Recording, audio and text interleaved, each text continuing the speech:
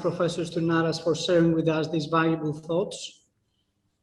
And now we are ready to move to the panel on the green and responsible investments. Luciana, the floor is yours. Thank you. Thank you, Alexandros. So, our next panel discussion on green financing will be moderated by Mr. George Kremlis, Principal Advisor of the Greek Prime Minister on Energy, Climate and Circular Economy. We are also delighted to have 4 distinguished speakers joining us.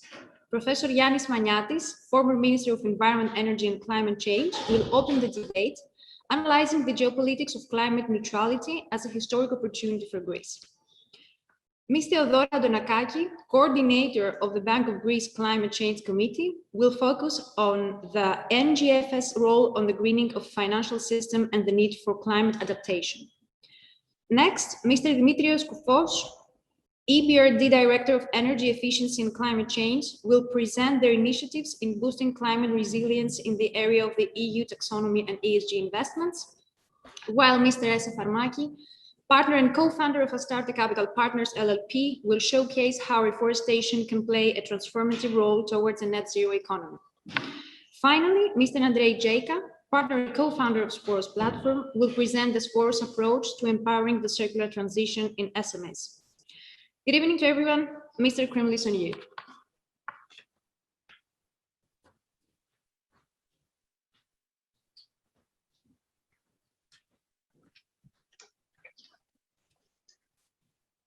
Good afternoon, everyone.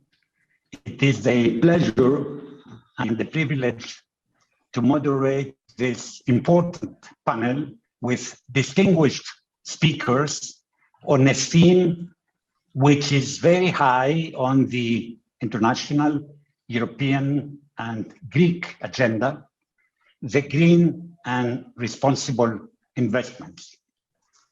Governor Stournaras has referred to the responsible banking principles. Here we are talking about responsible investments, which in reality are circular investments that will be supported by green financing according to the taxonomy regulation of the European Union. This is the panel few days before the Environment Day that we are all celebrating, reminding that this should not be one out of the 365 days. Environment Day should be every day, as we all need to behave in an environmentally sound and responsible manner to protect our planet, which is threatened because of climate change and environmental degradation. This panel is important as it combines the financial dimension, the greening, the financial, the responsible investments, but also the public procurement. Greening the public procurement is extremely important in the context of circular economy. And of course, it is very important through this panel to highlight deal and the climate law, and also refer to the upcoming COP26, which will be extremely important for our planet, as the forceful coming back of the United States will give a new drive and will higher our level of ambition. And of course, our level of ambition of the European Union and of Greece, but also of the United States and of the United Kingdom, that is the host country, will be net zero emissions. With these few words, I would like to kindly ask the speakers that have already been introduced, but I will introduce them also on on my turn, not to exceed 8 minutes, as we would like to have afterwards an interactive discussion among the panelists, but also with the public. And therefore, without ado, I would like to give the floor to Professor Yannis Maniatis, former Minister of Environment, Climate and Energy, to speak about an important theme, to present an important theme, the geopolitics of green investments and climate neutrality as a historic opportunity for Greece. Professor, you have the floor. Please unmute. Your microphone is muted. Please unmute. Okay. Thank you. I suppose now we are okay. Thank you very much, George, for the introduction. I want also to thank the organizers, Sporos, and all the organizers about this very interesting meeting. We are discussing about the green and the responsible investments. I want to start with some comments. For example, the implementation of the Greek Green Deal requires the full cooperation of public and private sector, the active participation of the citizens, as well as the complete reorganization and re-engineering of the wider public sector in central, state, and regional and local governments. Particular attention should be paid to issues of climate justice and climate democracy, as well as to issues of combating energy poverty and digital lag, which are expected to affect large social classes. At the same time, the national strategy should be aimed at the wider geostrategic upgrade of the country in the context of the new energy and geo-economic balances in Eastern Mediterranean and Southeastern Europe. So I would like to refer to 3 points of general economic and political interest. My first point is the Recovery and Resilience Facility. The Greek Recovery and Resilience Plan aligns its actions with the well-known structural and long-term needs of the Greek economy towards a more resilient, fair, inclusive, and finally sustainable development model. But it needs more mention on circular economy and coastal areas, as well as on issues related to weather phenomena like wildfires and floods. The Green Pillar, which is about 6 billion euros, includes, among others, measures to improve energy efficiency in residential, public, and professional buildings, extended participation of renewables in the energy mix, an electric vehicle charging network, priority in electric connectivity of islands, and the implementation of smart systems and grids in energy consumption. The ultimate goal of the investments of a total of 60 billion euros, including the private participation, is to transform the national economy into an endogenous circular economy with extroverted and innovative production of internationally competitive products and creation of new jobs. Now, according to a recent survey, in order to achieve the pan-European goal of climate neutrality by 2050, a total of about 300 billion euros in the coming 30 years, or 10 billion euros per year, will be required for Greece. According to current forecasts and findings, 140 billion euros are expected in buildings, energy savings, and transportation, and another about 50 billion euros for renewable energy sources and networks. So as a result, there is a deficit of over 100 billion euros for the next 30 years, a phenomenon that occurs in all European countries, and as such, it needs a pan-European answer. My second point is the net zero economies by 2050. According to the International Energy Agency, we need selected efforts in the next decade to achieve net zero by 2050. Global energy demand in 2050 will be around 8% smaller than today, but it will serve an economy more than twice as big and a population with 2 billion more people.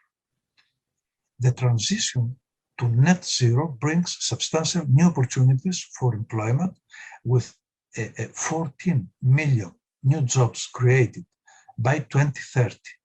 Spending on more efficient appliances, electric and fuel cell vehicles, and building retrofits and energy efficient construction will require a further 16 million workers. So totally, energy transition, globally talking, will create about 30 million new jobs.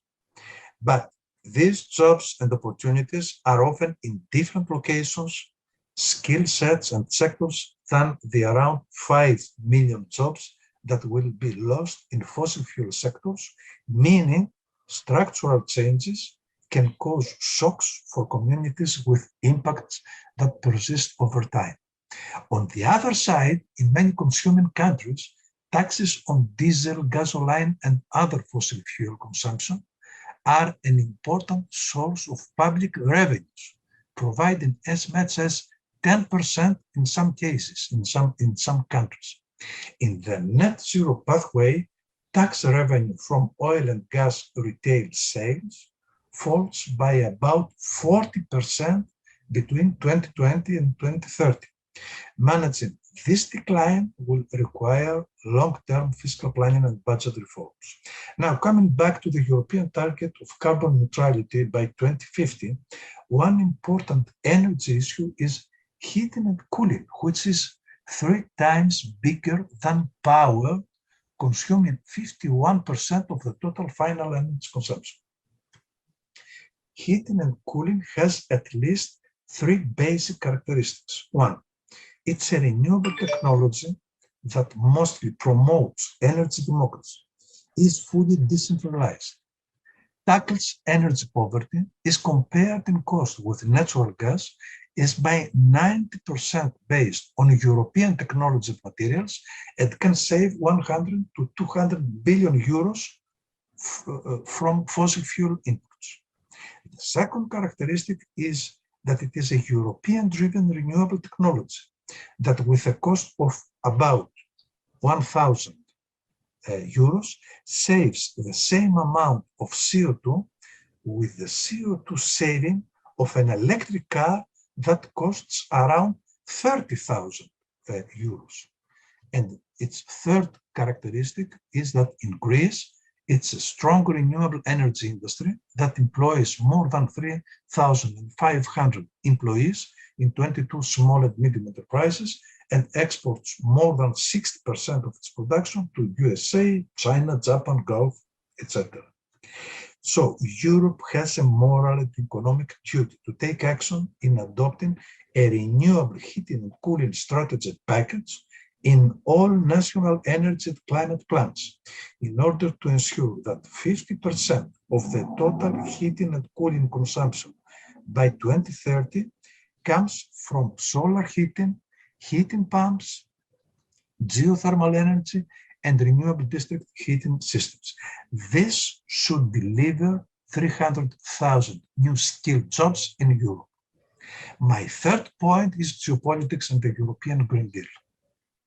By 2040, according to the International Energy Agency, the demand for clean energy technologies will require 6 or even 7 times the current amount of graphite, copper, lithium, cobalt, and other critical minerals. This creates new energy security concerns, including price volatility and additional costs for transitions if supply cannot keep up with increasing demand. Totally, we will need increase of low carbon hydrogen from 0.4 million tons today to 40 million tons in 2030. Increase of electric cars sold from 2.5 million today to 50 million in 2030. Increase of clean electricity investments from 380 billion US dollars today to 1.6 trillion US dollars in 2030. So coming back to Europe, Europe needs to manage these new security and dependency risks arising from imports from third countries of raw materials and metals necessary for green and digital infrastructure. At the same time, the European Union has to formulate a complete strategic plan of both alternative supplies and avoidance of over-dependence from countries such as China. EU must also support the diversification of the economies of its traditional suppliers of polluting energy fuels, such as Algeria or Morocco and others, in the direction of renewable sources and hydrogen for export to Europe. The annual per capita income from oil and natural gas in producer economies falls in 2050 by about 75%, which could have knock-on societal effects. Structural reforms and new sources of revenue are needed, even though these are unlikely to compensate fully for the drop in oil and gas income. In any case, the expertise of the oil and natural gas industry fits well with technologies such as hydrogen, carbon capture usage and storage, and offshore wind that are needed to tackle emissions in sectors where reductions are likely to be most challenges. The provision of loans, and I'm coming to the words of the governor of the Central Bank of Greece. So the provision of loans, guarantees and grants for green energy and digital transformation programs by international financial institutions like IMF, World Bank, central banks, the development and reconstruction banks, etc. So the provision of these loans in these countries must be fully supported by the European Union. Otherwise, and I'm finishing, instead of a smooth, democratic, and fair digital and energy transition, there will be an uncontrollable course which will increase inequalities with consequent waves of migration, social unrest, and civil wars. Thank you very much for your attention. These were my comments. Thank you very much, Professor Magnatis. You have touched upon a big spectrum of important issues, providing data and figures. Some of them are very challenging. And of course, the challenge for carbon neutrality is a very big one for the European Union and for our country. Although, as you have correctly pointed out, our level of ambition is very high. Our national plan for energy and climate is one of the most ambitious one. It will be updated in the light of the adoption of the new targets of the climate law of the European Union, which will be very soon formally adopted, and which will be followed by a national ambitious climate law that our country will adopt with additional targets and the broader spectrum covering also issues that need to be developed at the level of the civil society, the municipalities, and taking, of course, on board the just transition, as we have 5 municipalities and the islands which need the first ones to phase out from lignite, and the islands to become in an energy transition green islands, as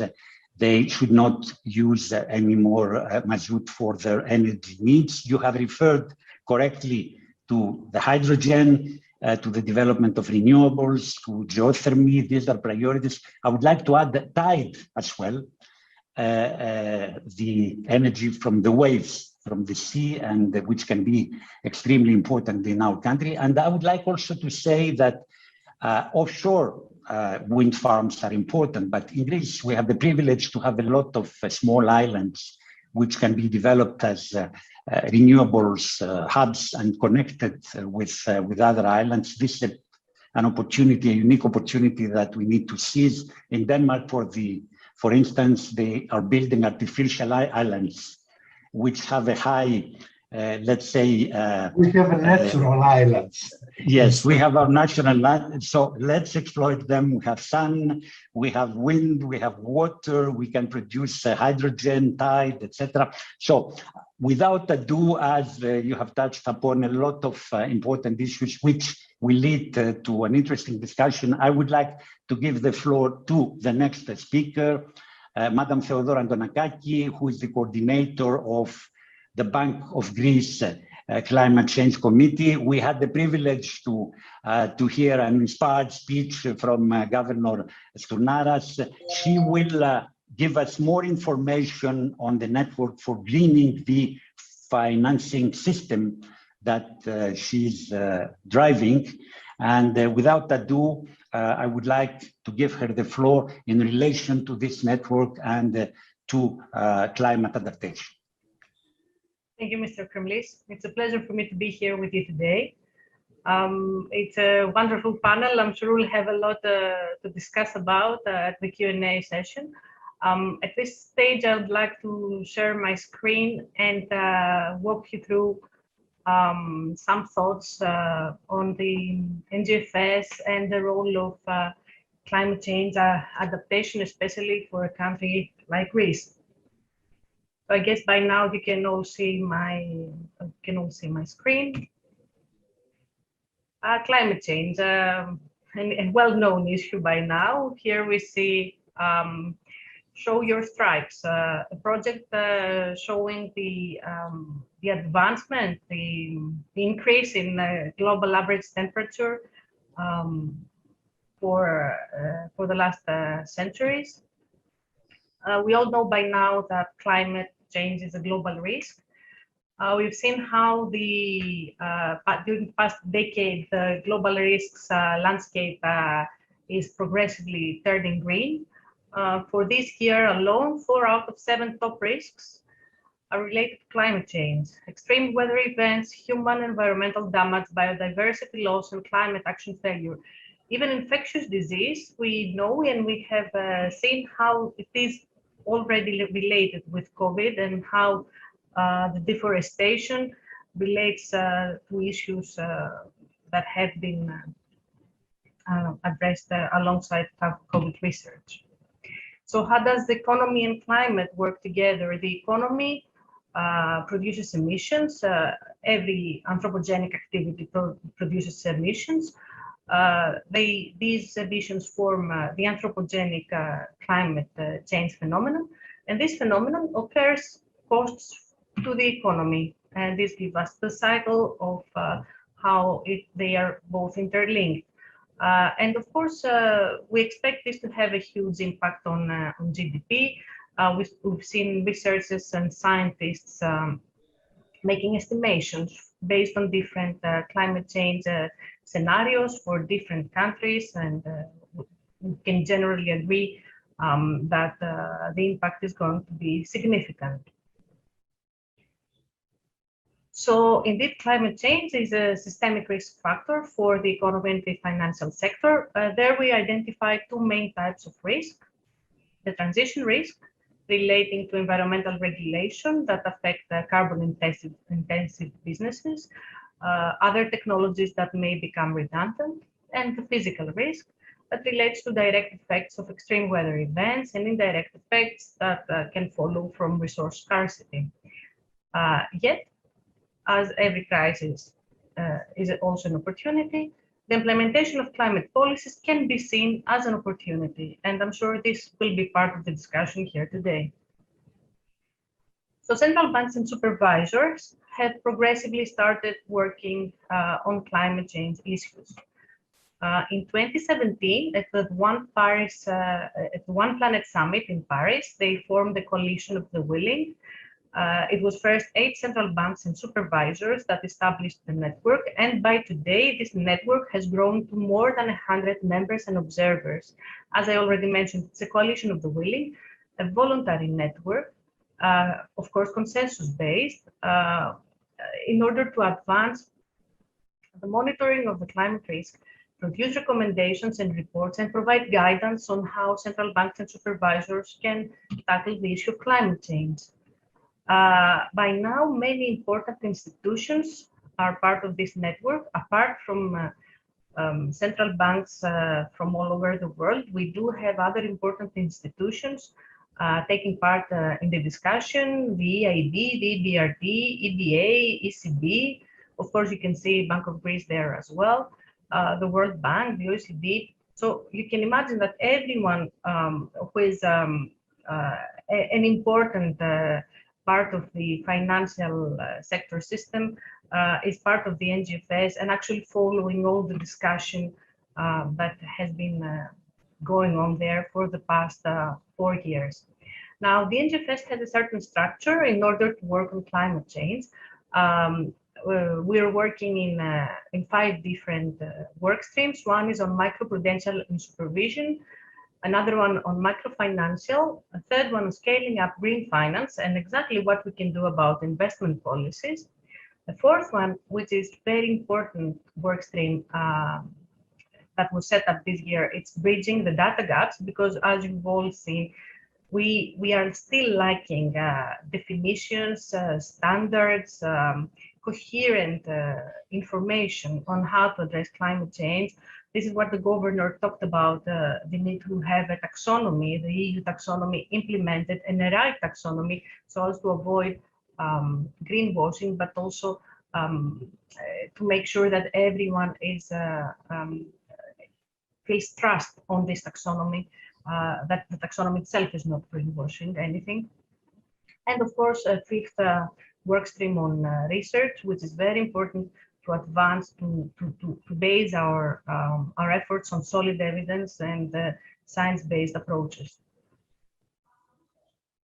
Now, the Ngfs, of course, accepts climate change as a source of structural change and has seen that climate change has a number of specificities.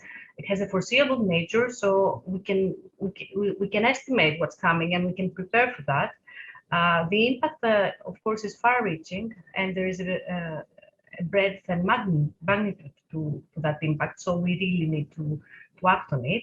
There is, of course, an irreversibility. Scientists also talk about tipping points, and we can expect that certain ecosystems beyond those tipping points, we will not be able to reverse the effect or to estimate how this is going to evolve.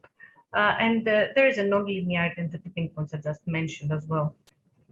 So yes, climate-related risks are a source of financial risks, and the Ngfs accepts that it is within the mandates of central banks and supervisors to ensure that the financial system is resilient to these risks, especially since it's highly likely that these risks are not by now properly reflected in asset valuations.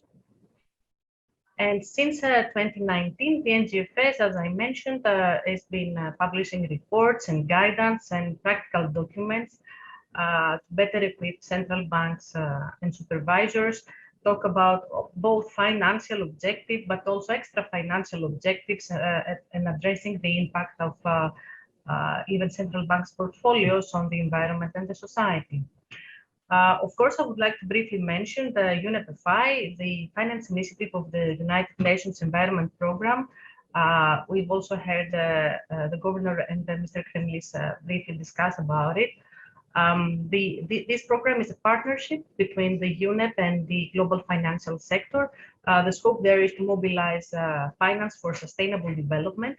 The UNEP has produced industry-based principles, and there are 3 main frameworks: the principles for responsible banking, the principles for sustainable insurance, and the principles for responsible investment, which were the first principles established in 2006 by UNEP-FI and UN Global Impact.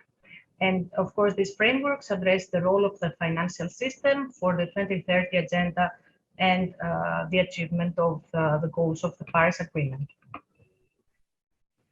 Now, briefly, I will take you through the work at the Bank of Greece. As the governor mentioned, we set up the Climate Change Impact Study Committee in 2009. We have published 2 main reports and drafted the Climate Change National Adaptation Strategy, along with the Greek Ministry of Environment and Energy. We published a book on the economics of climate change and working paper subsequently, and are now working on the LIFE IT program. We are the first central bank to endorse the UNEP Responsible Banking Principles, of course, a member of the Ngfs, advisor to the Greek Ministry of Environment and Energy on the new National Energy and Climate Strategy. And because we have realized the importance of education there, we are working a lot on awareness raising and climate literacy. For at this moment, we're working with the Villandris Natural History Museum on educational programs. Climate change and adaptation. So apart from mitigating and transitioning to a carbon neutral economy, it is imperative, especially for a country like Greece, to also plan and finance climate change adaptation, as the current failure of sufficient climate actions means that nations will face to a more or less extent the impact of climate change. And we have seen from our work that efficient adaptation programs can reduce the impact of climate change and the cost of climate change up to 30%. So indeed, and I'm happy that today I'm here with Professor Maniatis at this panel, because he was one of the leaders of us signing this Memorandum of Cooperation. We signed with the Ministry of Environment and Energy and the Academy of Athens in 2014, a Memorandum of Cooperation on Adaptation Issues. And in 2015, we drafted the National Climate Change Adaptation Strategy. It's a strategy, it's a high-level document, if I may say so, that sets out guiding principles and tools for a growth-oriented national strategy, of course, in line with all the EU policies at the moment. And by now we have a new adaptation strategy, a new EU adaptation strategy, which was adopted in February, that talks about how to adapt to the unavoidable by now impacts of climate change. And this strategy has 4 principal objectives: smarter, swifter, more systemic, and stepping up international action to adaptation. I mentioned earlier that we're also working on the LIFE IT project. It's an 8-year-old program with the goal to implement the National Adaptation Strategy. It's under the coordination of the Ministry of Environment and Energy, and it's with the participation of 19 partners from all over Greece. It's a national it's a national IT integrated project. And there, the goal is to establish monitoring mechanisms for the adaptation process of Greece and advance the resilience of the country. Also has many awareness and dissemination actions to really advance our knowledge on adaptation and the need for adaptation for our society. And in closing, I would like to share this with you. It's from the Dasgupta review, a recent review on biodiversity. The solution starts with understanding and accepting a simple truth, that our economies are embedded within nature and not external to it. Thank you.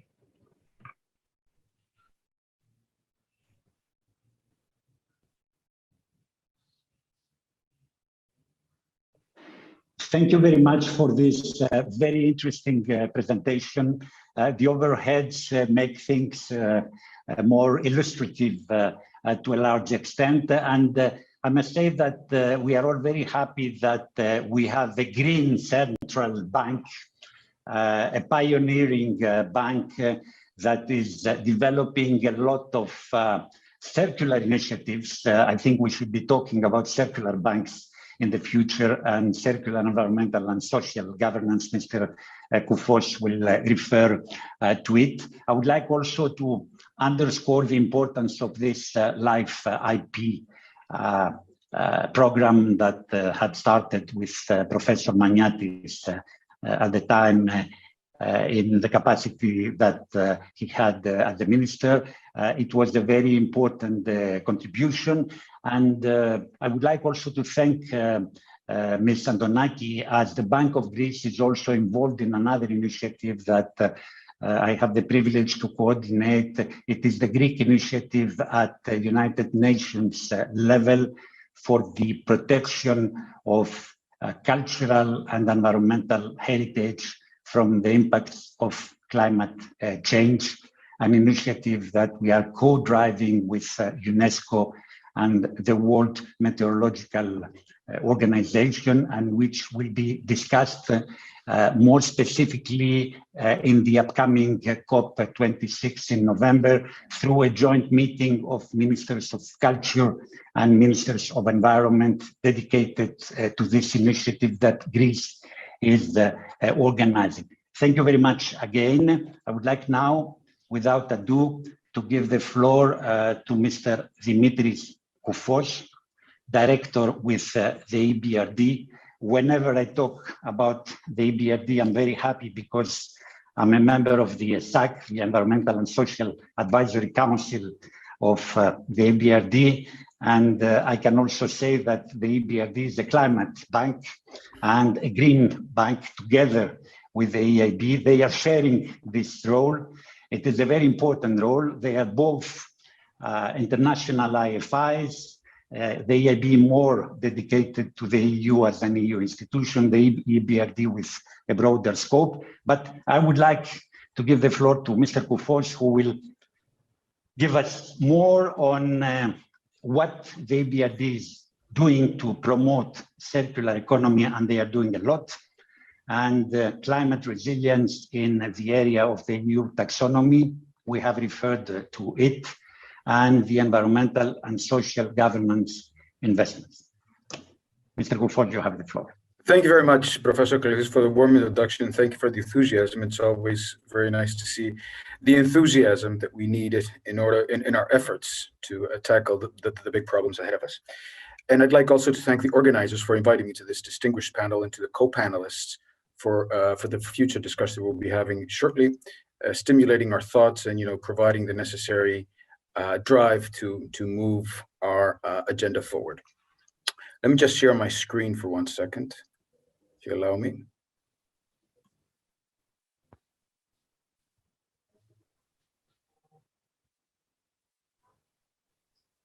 Okay, I think you can see my screen now. So in the initial introduction of my topic, I will focus on the circular economy and what EBRD is doing. Now, the circular economy is some kind of an underdog in this effort, in the sense that we don't really understand the circular economy to the extent that we would like for it to have a more critical role in our endeavors towards the greening of the economy and the climate change agenda. The reason being is that circular economy promotes a complete rethinking of the production, the usage, and the consumption practices that each and everyone has as individuals and collectively on our physical resources, the value chains, but at the same time in the need of increasing competitiveness, managing risks, and promoting green outcomes. Currently, the global economy is about only 8.6% circular. Now, that's far from what we would like to aspire for, and almost 800 billion tons of material consumed. In the most ambitious climate scenarios, we need to go to over 50% of circularity aspects on most topics, reaching up to, in certain cases, 70%, such as steel and plastic. For the EBRD, the circular economy in our country of operation has an important role to play in terms of adoption of circular practices, technologies, but at the same time, we do lag behind in circular aspects. Circular economy, although is a transition, it's part of the green pillar, one of the key pillars in the EU Green Deal, with an ambitious recycling and material reduction targets up until 2030. Just make sure, okay. Now, the definition of circular economy, as we all have, and just putting it forward so we all understand what we're talking about, is a market economy in which we preserve the added and inherent value of physical resources while keeping resources within the economy for as long as possible and capturing value at the end of life with the intention to minimize virgin material consumption, waste, and value chains risks. Circular economy, therefore, for us as an international development institution and working with our clients, we strive to maximize the opportunity for the value of their products and services while reducing the material costs and exposure risks in their supply chain. This is basically achieved through eliminating waste in all aspects of their operation, through the innovation, the product production, design, and manufacturing, through the shifting of the business models with a focus on repair and reuse, and the increasing influence, the downstream usage of and recovery of the materials. The EBRD to date has invested in more than about 130 circular investments. We have an active portfolio of a little bit over 1 billion from 2014 when we started measuring this. And our key sectors that we focus on is the agribusiness sector, manufacturing, sustainable infrastructure, our natural resources, our power and energy, and our property and tourism. In terms of impact, the impact is measured in about a little bit over 4 million tons of CO2 equivalent saved, and in material savings, a little less than 2 million tons per year.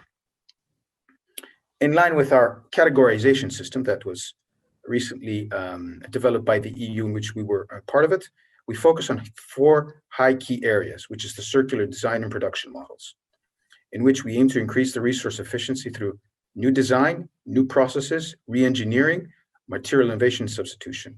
We aim to go deep into circular optimal use business models, the product and asset life extension on their reuse, their repair, the refurbishing, and the product and asset optimization, leasing, and scenario models. We aim to focus quite a lot on circular recovery models, aimed at increasing the use of resource efficiency, the recovery of waste, and finally, support circular support models that want indirectly contribute to resource efficiency. But why should one pursue circular economy? Now, circular economy investments offer green investments, but at the same time, as Professor Magnatis and Ms. Adonakaki said, we need to promote sound banking through financial incentives, but also risk mitigants. Circular economy investments should be competitive and should have their own revenue generating stream. And we have 3 key areas that we focus on. The first one is increased revenue. The sale of recovered material of value-added circular economy products, reduced exposure to volatile material principles, and market premium for circular economy products. Regular lease of subscription payments, decreased need for goods, and the decreased cost of sales with lower material supply. All these things are risks, and the risk mitigation is based on linear risks. This is how we mitigate the linear risks. Now I'm just going to give you 2 examples of the types of investments that Professor Magnatis mentioned of what multilateral development and financing institutions should focus on in order to promote, in the countries that we operate at least, these types of investments. We have what we call the Circular Economy Regional Initiative. This is a program that we aim to support circular economy initiatives and circular business models in the public and private sectors in the Western Balkans and in Turkey. We've worked with a global environmental facility quite a lot over the years, and we're actually going to have this operationally, we hope, in the second half of this year, where we're envisaging a donor allocation of a significant amount, and we'll be co-financing amount of about 140 million. The program is supported with technical cooperation investments, for which we will be working with private enterprises to support them adapting and adopting circular economy models, techniques, processes, and strategies. The Global Environmental Facility will be working with us in providing support co-financing, with pricing initially set to the EBRD's pricing, but at the same time, offering interest rate reduction-based mechanism based on 2 key milestones. The first is the adoption of the capital expenditure needed to promote circular economy, and the second is the adoption of a circular economy action plan and a target that the company will adhere to. There are certain key eligibility criteria that need to be met, and these are the innovative aspects of what I've discussed before, such as design, production, all in line with the circular economy principles, measured along the impact indicators that we foresee, such as sound management of life cycle analysis, GHG emission reductions, at least a certain amount of material savings per year, with the alongside co-benefits of persistent organic pollutants and introduction of processes, technologies, and business models. That gives you an overview of what a typical support program will look in one of the countries. Now, going further on, one of the key areas of circular economy that we've been working on quite a lot over the years is the Turkish Circular Economy Platform. Turkish Circular Economy Platform has evolved quite a lot over the years, and right now we have about more than 150 members, Turkish companies committed to transform their business models and practices from linear to circular. It focuses on 5 key areas. The first one is a marketplace. We envision that this being a business-to-business market for exchange of suboptimal materials, whether the end of life or midstream materials. The second is the knowledge hub. We've been working with various types of organizations and various types of institutions and other companies all along the world, such as the Dutch circular economy companies in providing circular design training and support to these companies. This innovation hub, also a finance innovation hub, for which we have circular economy programs in place, such as the Turkish Circular Economy Financing Facility. We have a risk-funded facility with Turkish banks, in which we aim to, whatever investments come out of these discussions, for the companies to come here and get the support. Also, from our side, we're supporting with circular economy vouchers, which means we have technical assistance programs and small grants for which we aim to support the SMEs as they transform their business from a linear to a circular. This fits very well with the just transition principles and risks at the same time that we mentioned before of how we envisage to support these initiatives The final point is this is a network, business network for companies targeting circular business models and exchanging ideas, thoughts, and potential cooperations, potential synergies as they move forward in their circular economy approach. Now, with this, I'd like to end my initial intervention here, as I'd focus quite a lot on the circular economy, because we thought that this was one key area that is often not focused on. Just like to conclude saying that what I mentioned before, the circular economy approach for the EBRDs is a key strategic initiative. It has a multiple of impact all along our target. Last year, we released a new strategy for which we aim at least 50% of our portfolio on an annual business volume to be classified as green. Shortly, we'll be releasing our Paris alignment strategy for that. And we envisage the circular economy to play a key role with that, along with the low carbon pathways that each organization has to follow and the design of new and low carbon materials. With this, I'd like to thank you for the initial intervention and look forward to the stimulating discussion further down the line. Thank you very much, Mr. Kufos, for sharing with us all the important circular activities and initiatives of the EBRD worldwide. I would like to say that you have referred to end-of-life criteria. I would like to say that industrial symbiosis is extremely important for our industries, in the sense that what is waste for one industry can be a raw material or a secondary product for another, and probably we should develop the idea of a data bank in that respect. There are a lot of things, and of course, what is important is that we are now, as EU, promoting a circular economy as the worldwide model. It is not only for our 27 member states with circular economy national plans. It is something that we are promoting in the neighborhood policy and in the Western Balkans, but also worldwide. And I was really very happy to hear John Kerry during his speech at the Delphi Forum to use for the first time the word circular economy. I mean, under the Trump administration, climate crisis and circular economy did not exist in their vocabulary. So this is something very promising. And of course, the EBRD as a global bank can do a lot in that respect. I would like now to give the floor to our next speaker, Ms. Teresa Farmaki, partner at the Astarte Capital Partners, to present a very important topic, the role of forests towards a net zero economy. Yes, their contribution can be extremely important, and we are looking forward to your speech. You have the floor. Thank you very much, Mr. Kremlis. Can you hear me? Yes, right? Okay. So first of all, let me also, on my end, thank Mr. Kremlis for the lovely introduction, and also the event organizers for the invitation to participate. As was said, I would like to present an investor's perspective into the discussion subject, and also an example of a solution that aims to attract and help private capital invest in sustainable, viable opportunities that can also help move or help us all go towards a net zero economy. So first of all, let me start by a few words on Astarte, for those who don't know us. We are a London-based asset manager with presence from Australia to Canada. we invest exclusively in what people refer to as real assets, so infrastructure, natural resources, transportation, real estate. And 3 things to know about us, or how to have us in mind, is we like to invest in areas that are on the backdrop or benefited by the large macro trends playing out.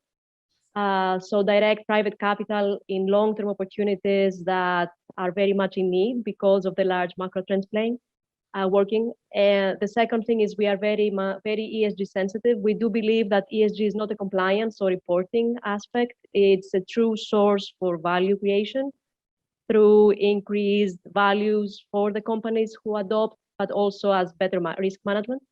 And the third thing is that we always invest in partnership with specialists or asset class experts. We form partnerships together, we commit our capital, we structure investor-suitable investment vehicles and help attract additional capital in order to scale.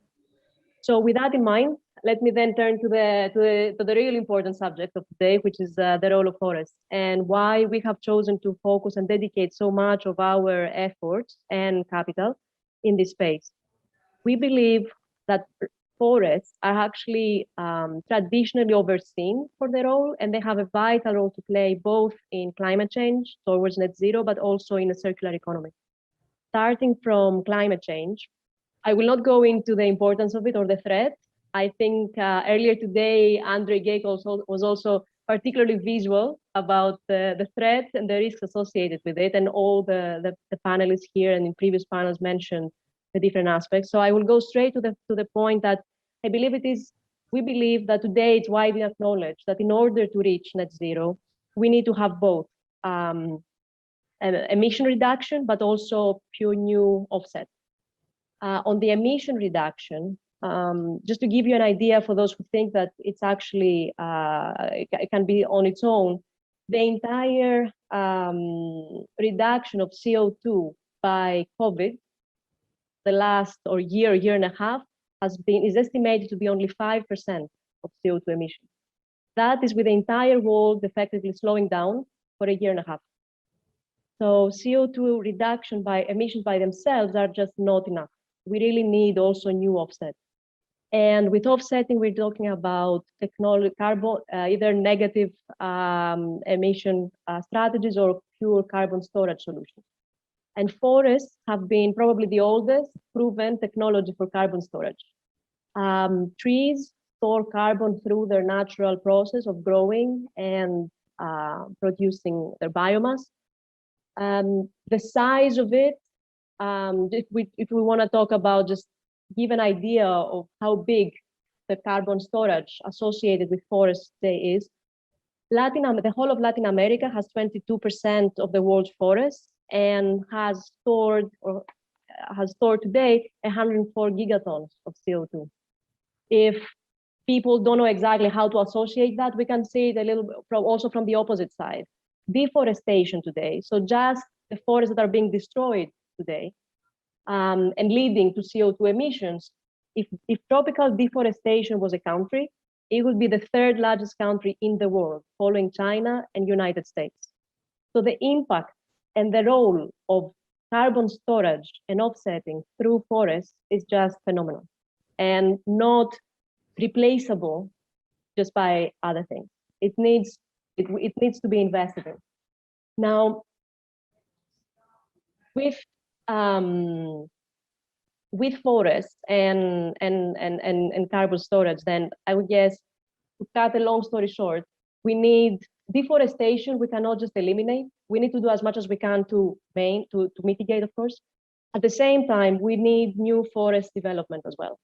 And with new forest development, we need to be talking about where it's mostly productive, higher growth rates, more suitable climate conditions. So we're talking about mostly Latin America and Southeast Asia. And to give you an idea, again, comparisons in Latin America, eucalyptus trees, for example, which I will talk more about, and is one of the main sources of natural fiber today for commercial purposes, grows 4 times faster than in Scandinavia. So for net zero, I guess I gave an idea of why forests have a very important role to play. But for investors today, forests also offer a way to invest towards or drive circular economy. And the reason for that is because forests can provide sustainably sourced pulp and wood-based products to actually help replace plastics and other oil-based, or let's call it carbon-intensive technologies. In previous panels today, it was mentioned and panelists referred to the amount of investment, venture capital investment that is going into new technologies in order to develop more sustainable materials and materials that can substitute other forms that are being used today. A couple of years ago, I believe Carlsberg presented the first beer can out of paper. So if you can only imagine if all soft drinks and beers were replaced by paper-based cans. And actually, I should mention that I don't know how many of you know that today there is already fabrics produced with wool-like products based on natural fiber. So for all of these reasons, I would say demand is very easy to see that there's a significant demand for natural fiber and wood-based products and pulp, but quite frankly, existing trees just don't grow fast enough. So again, it's an additional argument, even from a circular economy, that we need new forestry plantation assets, and we need fast-growing trees. So that turning it maybe then to Astarte and the solution that we have found, and we offer investors in that respect. We have partnered with a Swedish-based company that has expertise in sustainable materials and forestry assets in order to develop a commercial eucalyptus forest in Latin America. They have been developing the forest in the last 8 years, and we are now partnering in order to provide additional capital, help other investors join us and reach its full size or scale.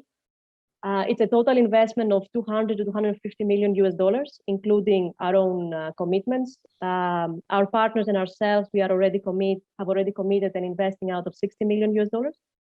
And we are looking to put the rest of the capital in place by the end of the year.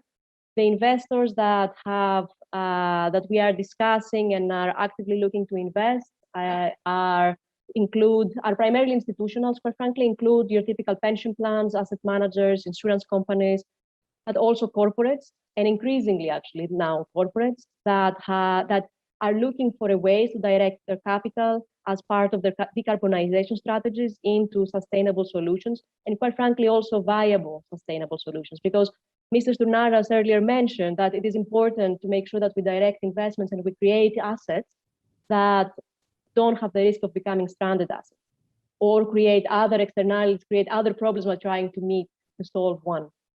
So we believe very much in financially viable long-term solutions. We are developing now the forestry asset that is aimed to reach at 50,000 hectares. To give you an idea, we expect to have CO2 sequestration of 150 to 200 tons per hectare. That is a total of 10 million tons of new CO2 certification in the next 5 years. The financial return, because I mentioned it, again, is significantly attractive for private capital, which is demonstrated through the discussions we're having right now. And the investment vehicle we have structured actually is able to deliver both cash, financial return to investor, but also the actual carbon credits in kind for those who are doing this as part of their own strategy and access to carbon credits. We believe that this direction is significant and allows a huge amount of capital to be directed into projects like that.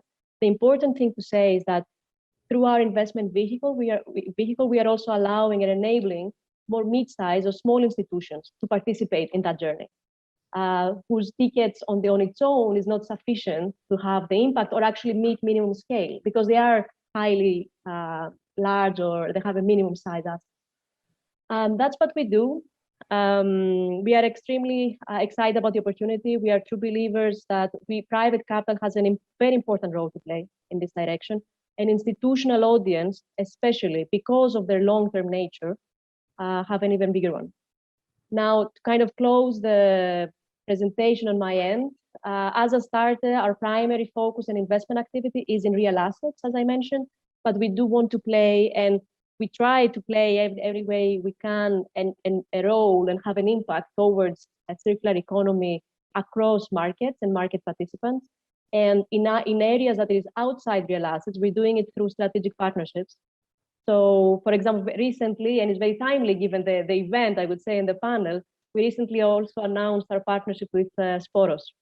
And that's an indication of a small end of the SME market that we think is equally important and impactful to make. And so with that, I can finish my presentation and turn it back to Mr. Kremlis. Thank you.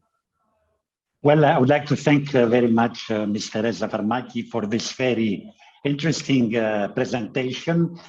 Indeed, forests can play a very important role towards a net zero economy.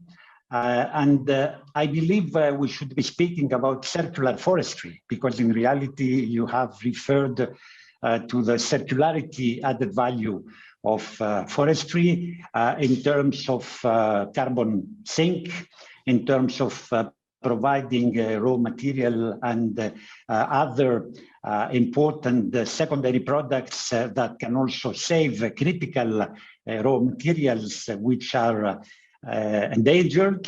And I do believe that there is also a link with handicraft, because we are trying to promote also handicraft in the context of circular economy. I must say that Greece is now soon adopting through an act of the Council of Ministers the roadmap on circular economy, which is a new circular economy strategy of the country, taking on board also the second action plan on circular economy of the EU, and updating it to the new challenges and developments. And forestry is part of it. It is extremely important, and this is something that we need to promote and preserve. And last but not least, you have referred to the role of the SMEs and the micro companies in that respect. This is also very important in terms also of new initiatives and eco-innovation. And I was very pleased to hear your partnership with Sporos, because I'm one of the first supporters of Sporos, and I'm here today in this capacity. I think they are doing extremely important things, and we need to support them. And I was very pleased to hear this cooperation that you are having with them. Is Andrei Geka with us? Because Mr. yes, fantastic, because I couldn't see you on screen. You are everywhere. I was waiting patiently. Okay, wonderful, wonderful. So the floor is yours. I have already introduced Sporos. Andrei is one of the founding partners of the Sporos platform, and he will speak about how we can empower the circular transition through the Sporos approach. Just to say that we are in a circular transition process. We're talking about energy transition, climate transition. We need, or we are in a circular transition process, as circularity cannot happen from one day to the other. This is a step-by-step process that we need to support and accompany through financing, and what Sporos is doing in that respect is extremely important and innovative. Andrei, you have the floor. Thank you very much, Mr. Kremlis. It's a pleasure to be here again. I actually have the honor of being both the first and the last speaker of the first day of the Athens Circular Forum.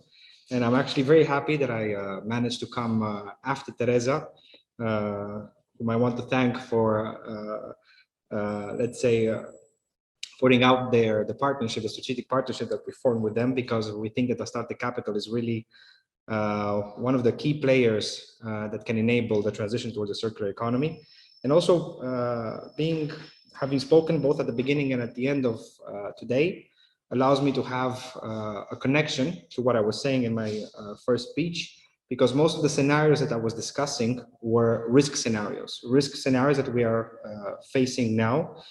Just as Mr. Kremlis said, the circular economy is a gradual process, and it's a process that needs to be accompanied at every step of the way. It is fragile. Sometimes it can turn into uncharted territories.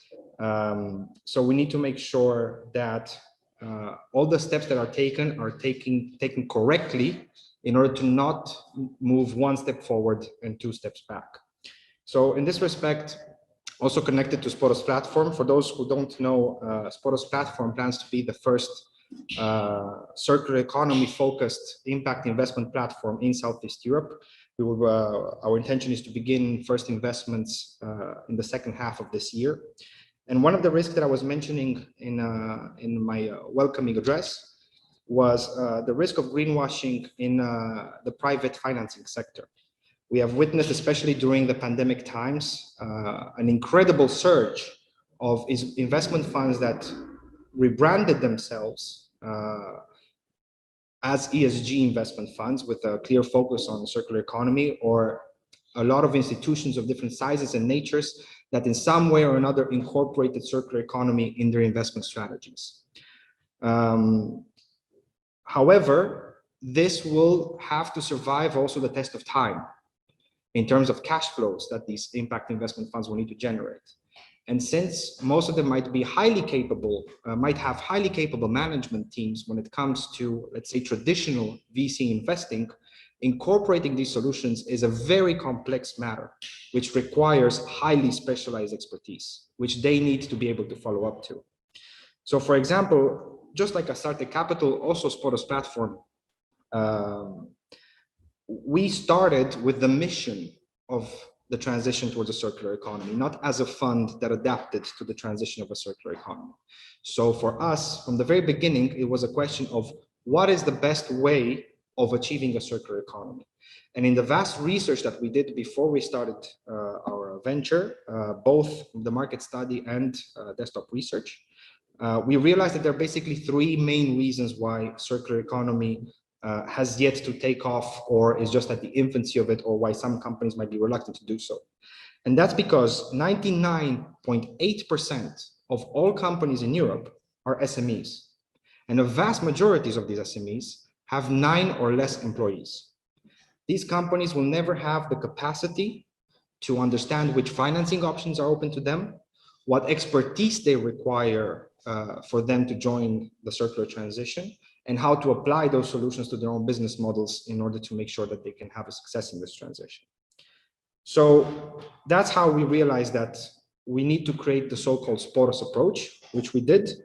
And this is formed by 3 legs. One is the Sporos Platform, which is an investment fund that was briefly introduced also by Gerasimos Louzounis this morning, of 45 to 60 billion euros. Our original target was 30, but we far exceeded that in our first fundraising phase. And we are now, after passing the due diligence of the Hellenic Development Bank of Investments, we are now seeking to expand that to 60 million euros.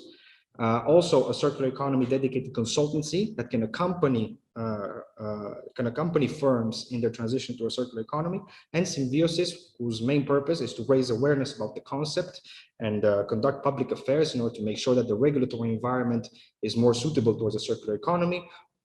One of whose results is exactly this Athens Circular Forum that we had the pleasure of co-organizing both in 2019 and this year. So just to give an example about what I mean when investment funds need to be very focused on the mission at hand, we put a great deal of effort in designing the model of our fund, both to ensure the financial and non-financial objectives. But we also recognize the fact that being the first fund of this nature in Greece places on us a certain responsibility to set the correct example if we want to accelerate the transition towards a circular economy. So we have some peculiarities, for example, in our fund structure that other funds do not have. For example, we have a circular board, which is a special committee representing all strategic collaborations that we have formed, which is a very wide network with different types of institutions, associations, incubators, accelerators, just to make sure that we have a transversal sectorial expertise available to us so that we can actually design tailor-made projects for each company that we want to invest in. So these members of the circular board represent the significant sectorial expertise, and this sectorial expertise usually does not have information permeating between them very easily. So in that case, we decided to bring them all together under one roof, and this way allow communication between them, and come forth with common solutions to common problems. Now, our second objective was also to target SMEs, because traditionally speaking, the VC community has been highly focused on innovative startups, which are great. These investments in these kinds of companies are necessary because they will provide the technological solutions to actually implement within existing companies to be able to make the transition towards a circular economy. But at the same time, you cannot talk about a transition towards a circular economy without addressing the 99.8% of all enterprises in Europe, which are SMEs. So that's why our entire investment fund structure and the model and investment strategy is based on tailoring our services specifically for SMEs. For example, we chose mezzanine financing not only because it is the financial instrument that was identified by global policymaking institutions like the OECD to be the best instrument for SMEs in transition, but also from our market study, it emerged that there is an enormous appetite from the part of Greek SMEs for such an instrument due to their reluctance to engage with the traditional business loans and the lack of sufficient supply of business loans from Greek systemic banks, to which I welcome also the comments from Mr. Poufos about institutional investors providing incentives for the traditional banking system to better cater for circular economy needs. And this fact also emerged prominently from in the news lately and from our market study. So mezzanine financing also allows us at the same time to engage in a type of ownership or collaboration approach with our investees. For example, we require them to assign a transition officer at managerial level who will be the main contact point between the company and the fund to make sure that the indications that we give for the circularization of their business models are properly implemented with the proper motivation and the proper management culture. And for such a transformative actions also allows our investors to act as sustainable mentors. So in this case, if they have a particular interest to one of the investees, they can provide mentoring that can eventually also realize itself in knowledge and technology transfer. And thus, with a single investment, we can also contribute to the further circularization of an entire value chain, right? So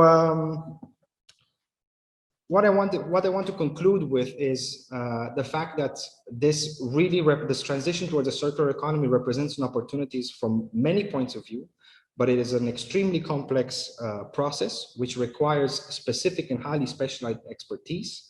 And we should make sure that the objectives of those deploying it on the ground are aligned correctly with the mission at hand. And with that, I would like to conclude because I would like to leave more time for the interactive discussion. So thank you very much, Mr. Kremlis.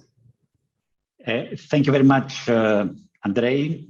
I would like to praise Sporos and you for your awareness raising initiatives, for your circular mentoring to SMEs, for your capacity building actions, and for your recent cooperation with Astarte.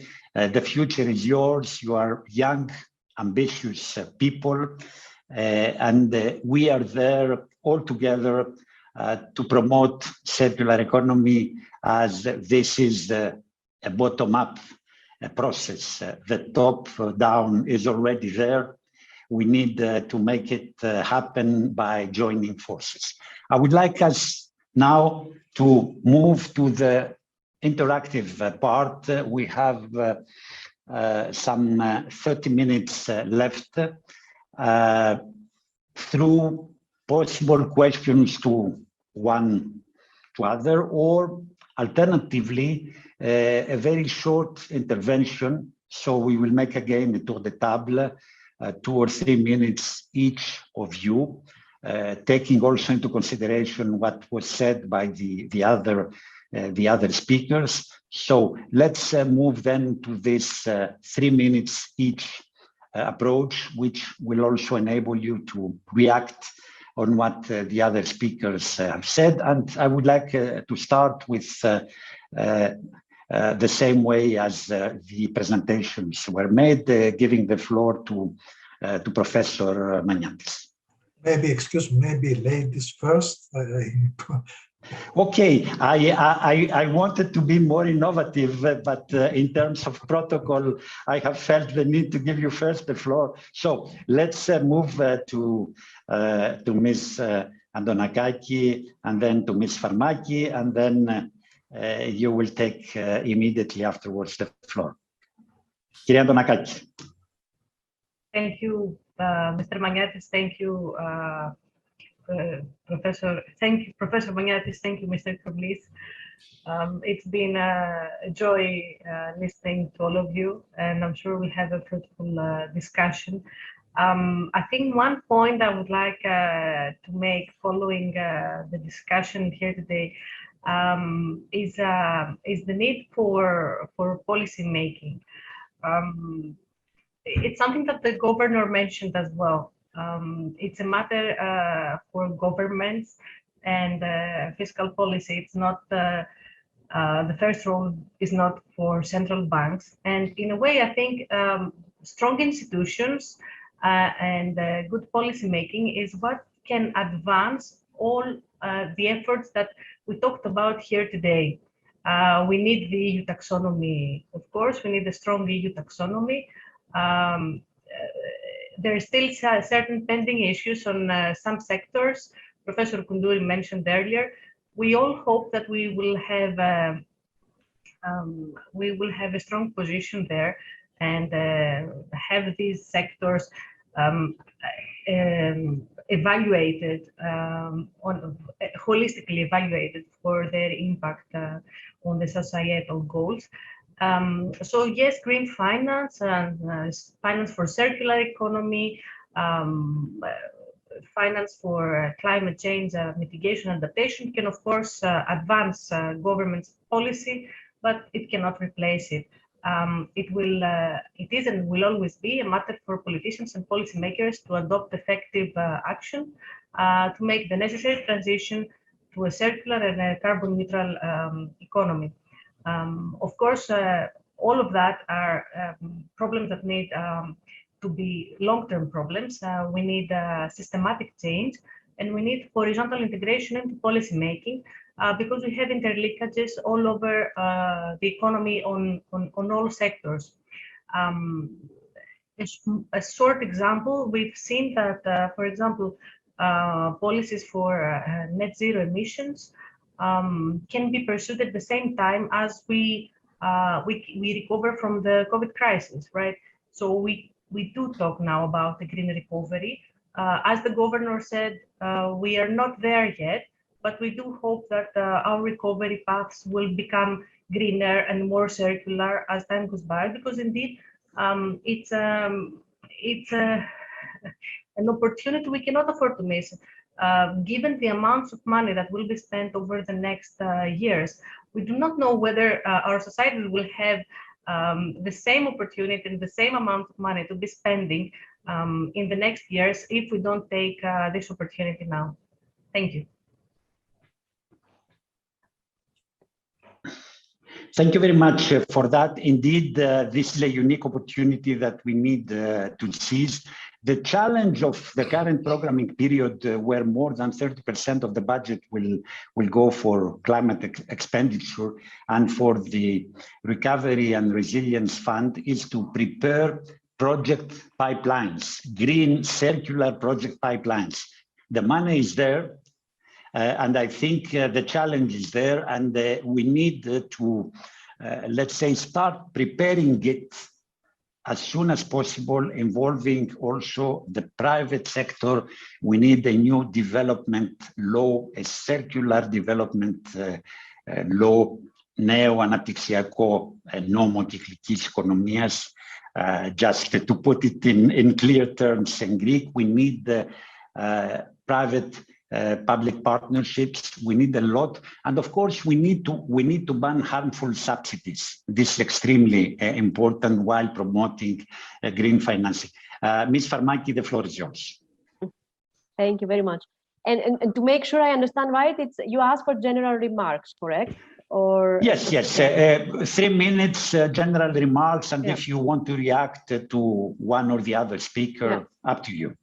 I would like to say that I am genuinely impressed the last less than 12 months, especially as we're coming out of COVID, with how fast and how much and how genuinely different stakeholders and market participants have engaged and reacted to the broader concept and the awareness around sustainability and net zero, and the fact that we all need to actually take action, not just talk. I would say that even 2 years ago, I did feel still that most people talk about these things, mostly marketing material on general concept. And today, just from this panel and this event, and also all the discussions that I'm having with different private investors, I have to say that it's extremely heartwarming, or definitely impressive to see that people are really going all the way to real actions, solutions, and generally try to find ways to help their firms, their teams, depending on what that is, right? Their institutions have a more positive footprint or do whatever they can towards sustainability. So I did wanted to bring that color a little bit, again, from a private markets perspective, right? I mean, this is my world. These are the type of discussions I'm having. And I have to say that it is a different reality today than even 12 months ago. And people are taking it much more seriously and much more real life. They're trying to find solutions. Policy is very important. And I would say it's also extremely important for countries and governments and institutions to continue playing the positive role, working with the private markets in that direction. I think there is a lot of positive momentum right now. And I would like to believe that I'm one of the optimists, that we have the time and we have the means, and people do understand. So awareness is extremely important, the role that all of us can play, not just in our subject matter, but creating awareness around it is equally important. So. Clearly, there is a tremendous momentum, and we need, I would call it a vertical and a horizontal awareness, as we need synergies between all the levels, from the civil society, the stakeholders, the municipalities. There are a lot of things to do.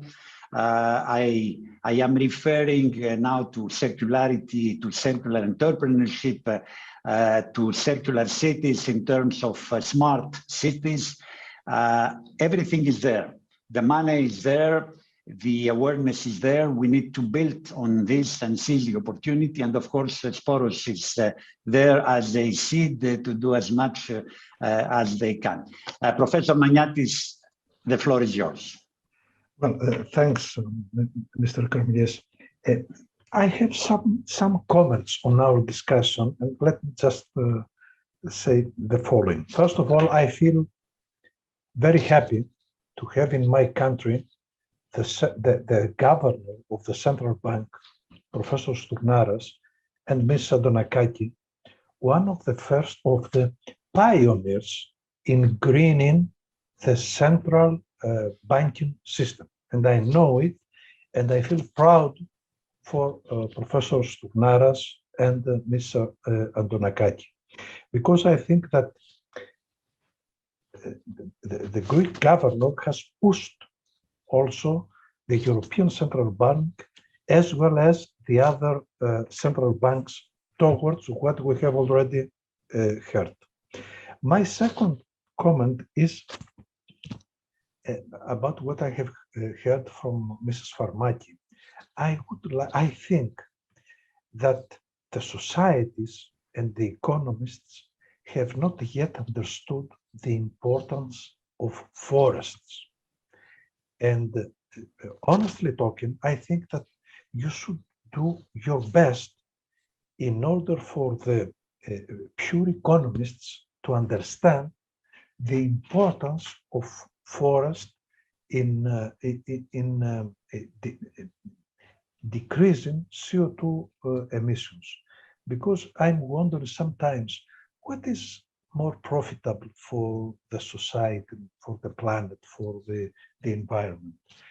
To buy an electric car, for example, or to improve a forest with, for example, 100 new trees. I don't know the exact answers, but I think that sometimes we need to put all these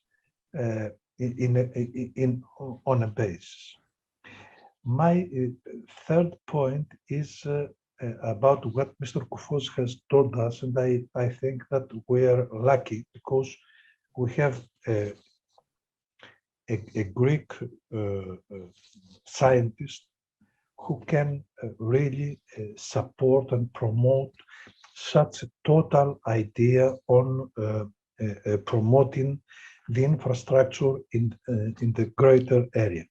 Now, one of my comments is this: when we are talking about circular economy or green development or all these things, we should put at the same level the second reform, which is digital reformation.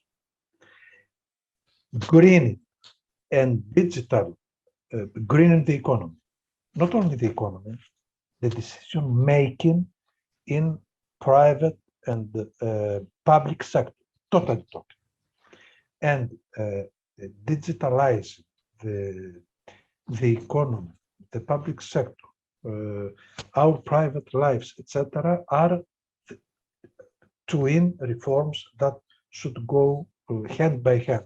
And this is why we at the University of Piraeus, we have a very innovative postgraduate program called Climate Crisis and Information and Communication Technologies, trying to combine these two evolutions. My last point, and I want to be very careful, is about taxonomy and the use of natural gas infrastructure. I'm talking about the grids, the pipelines. Since we all know that the transformation, the transport of hydrogen will be mainly by pipelines, either new pipelines or improved old ones. Or the old ones are the natural gas pipelines. So we, especially at the south of Europe, who have not so improved natural gas grids, should pay special attention on what's going to happen in the coming decades. Because if we were in Netherlands, it's okay. Netherlands, Germany, Denmark have full network, enough network for all their inhabitants. This is why the Greek government, with some other 7, I think, governments, has said concrete things about the issue of funding new natural gas grids, especially when we are talking about regional development in less developed areas. And of course, let's always have in mind the geopolitical role that big pipelines like EastMed can play. What I want to say is that talking about green economy, we must have in mind that the economies in the coming 30 years will use as a transition fuel natural gas in one or in another way. And many times, the new technology of CCUS, carbon capture and usage storage, will need to have an expanded grid of pipelines in order to send CO2 emissions from some industries, like steel industries, where it's very difficult to use renewables, somewhere to deposits in order to put it. it's a big question. There are so many pros and cons, etc. But I think that the Greek government has, in a wise way, put this issue in the European authorities, and we should always know that Greece has just 8% usage of natural gas, when, for example, Netherlands has 80%, which means that there is a difference in infrastructure. Just have it in mind, because everything has to do with the starting point of each economy and each society. It's a big question. Taxonomy has tried to solve this problem. And I think that there will be also some other discussions in order to see how we can manage the developed countries in natural gas grids infrastructure and the less developed countries. These are my comments. Thank you very much, Professor. I fully share your views on natural gas as a transition fuel and on the need to financially support it. As you know, things are not easy, as under the taxonomy, there are strong reservations on whether natural gas is a green fuel and investments are eligible. But we have made the point, our network is very limited, as you have correctly pointed out. And moreover, Greece has phased out from lignite much earlier, 10 years earlier than Germany, much earlier than Poland. There is a need for compensation as we are contributing to the decarbonization of our economy and of the European economy. Therefore, it is very important to have this taken into consideration, taking also into consideration the specificities of our country. As time is flying and we have only 4 minutes left, I would like to give 2 minutes to Mr. Koufos, and then 2 minutes to Andrei, and 1 minute for me to conclude, and thank you all. Mr. Koufos. Okay, well, thank you very much, and I'll try not to be too long because we don't have much time. First of all, I'd like to say a big thank you to the organizers. And as a general comment, I'd like to say that I'm very impressed by the speakers, the quality and the depth of the knowledge, the expanded area of scope that they've covered. But also that gives me quite a lot of hope for the country to implement and be a forerunner, and also and have this as a way forward, both at the leadership level, such as yourself, Professor Komlis, at the institutional level, such as the Bank of Greece under the leadership of Professor Stournalis. For you, Professor Maniotis, the educational program is quite impressive, but also the private sector, which we strive to work for going forward in our kinds of operation. I'd just like to make a few observations on the general context. Then, within the area of forests, the evolving theme of natural capital will have a critical role to play. But of course, at the global scale, these things will be dictated by Article 6 of the Paris Agreement. We need to be mindful of that, of the upcoming COP26 discussions, and the role that we have played, that will play. We as EBRD are formulating a natural capital strategy, and in a future discussion, I'd like to put that forward. And just one final remark on the EU taxonomy. The EU taxonomy puts us a burden, but it's not the panacea in terms that it doesn't cover the entire areas of economies outside the EU for which the EBRD works. And we need to take it very carefully when we apply it, because as Professor Maniotis said, there are areas in countries which might not be able to meet that level, and going forward, they need a transition. And I think that the key concept here is transition over the next 5 to 10 years maximum, right? We don't have more than 10 years. And as such, natural gas might have a role to play in certain of these countries in order for it to set the ground so that other technologies and other methodologies come forward. The final point that I'd like to make is that there is a need also for technologically leap forward, a giant leap forward in all the materials and all the production processes and all the methodologies. For example, we need to define the new technologies now and implement it within the next 5 to 6 years so we can have the prototypes, the demos in place, whether it's cement, whether it's steel, or whether it's green aluminum. We need to do that now.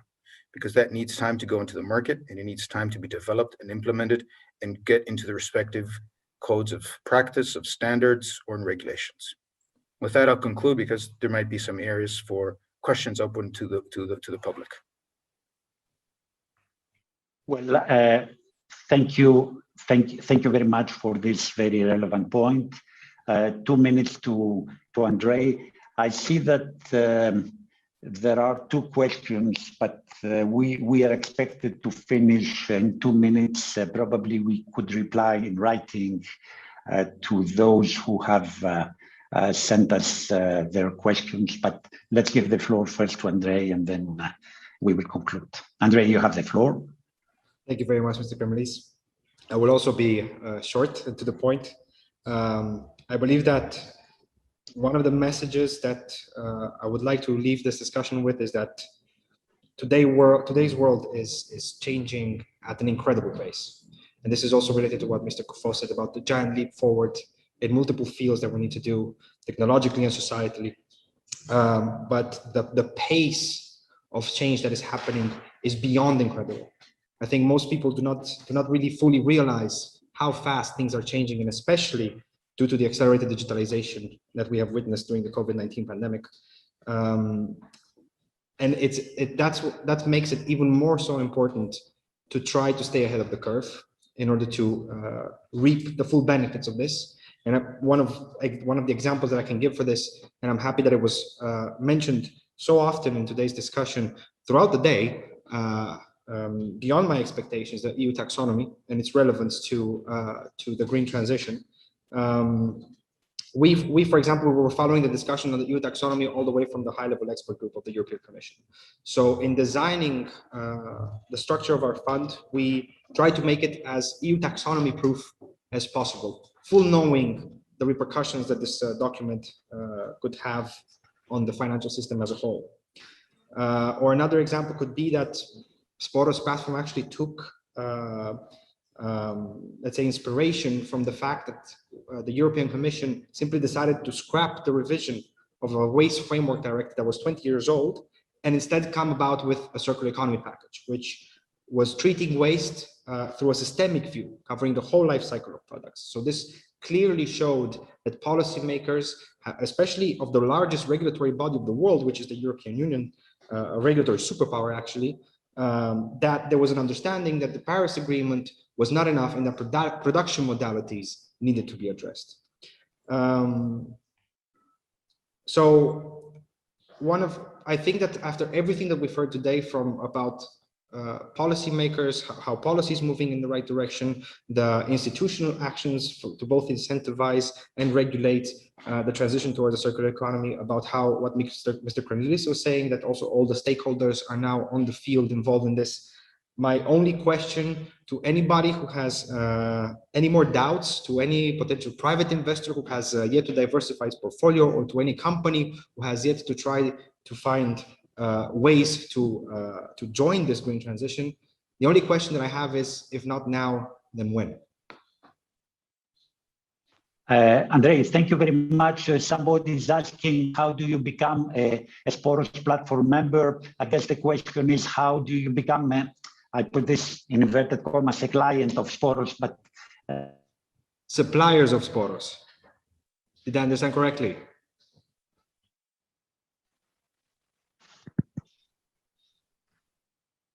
Was the question how to become a supplier of Sporos? The question is to become a member of Sporos. A member of Sporos. Yes. Well, I think the most important thing, if somebody wants to join the Sporos initiative, is vision and a reality-based acknowledgement of the potential that this green transition can offer society-wise. And I think that's a good basis to start any discussion that goes in that direction. Okay, thank you very much. I think we have now to conclude. This was a very interesting panel. I would like to thank you all. We should have had much more time in order to be able also to have a more interactive discussion. I think we didn't have the chance to touch upon waste to energy. Bio-waste will be a separate collection stream from 2024. Biofuels and biogas can be produced from them to improve the energy mix. Renewables is the other big challenge. As you know, Professor Magnatis, unfortunately, there are more and more social acceptance problems. I have read two interesting articles recently that a lot of municipalities and islands don't want renewables, although they are producing electricity from mazout, which is extremely polluting. The other conclusion is we cannot move to hydrogen from one day to another. It is the fuel of the future. Probably till 2050, other technologies will be developed. And I fully share the idea, I have already mentioned this, about the gas networks that can also support hydrogen production in the future. So there are a lot of possibilities and ideas that we need to keep open. Last but not least, Mr. Koufos has also referred to that. Ecosystem services and green infrastructures are extremely important for our planet. They provide a lot of benefits, not only for us humans, but also to the equilibrium of the planet. And in that respect, green financing and sound circular projects are extremely important. So the future is ahead. I wish to you all a happy environment and productive environment day. And I hope that we will have an opportunity to meet soon again. In person. Have a nice evening. All the best. Thank you very much. Thank Thank you you very very much. much. Thank you Bye-bye. very much. Take care. Bye. Γεια σου Γιάννη μου, θα τα πούμε από κοντά σύντομα. Έγινε Γιώργο μου. I Να would είστε like καλά. to warmly thank you all for your kind participation in the Green and Responsible Investments panel, which is the last one for today. Before we say goodbye, let me remind you that the innovation concept competition for the Greek motto of the Athens Circular Forum is still running in our site under the initiative of the University of the Aegean. The winning team will get access to unique educational seminars provided by SQLearn and PPLearn under the kind sponsorship of the Green Fund. Also, with regards to the agenda for tomorrow, we have another exciting agenda lined up for you. In short, day 2 will begin with 2 keynote speeches by the Deputy Minister of Development and Investment, Dr. Christos Dimas, and President of Dictio Think Tank, former European Commissioner, Ms. Anna Diamantopoulou, followed by a panel on youth participation and climate resilience, in which the winners of this student competition will be announced in conjunction with the showcasing of emerging ideas and innovative businesses from one of the most dynamic accelerators that Greece has to offer. This panel will be followed by a focus on the blue economy and sustainable tourism, with particular emphasis on technological solutions for the shipping industry to be able to transition to carbon neutrality. Finally, the third panel of the day will explore innovative circular and bio-business practices that are already happening to serve as a source of inspiration and motivation for all those who have yet to start their transition towards the green economy. So we look forward to welcome you all again tomorrow. Thank you very much and have a lovely evening.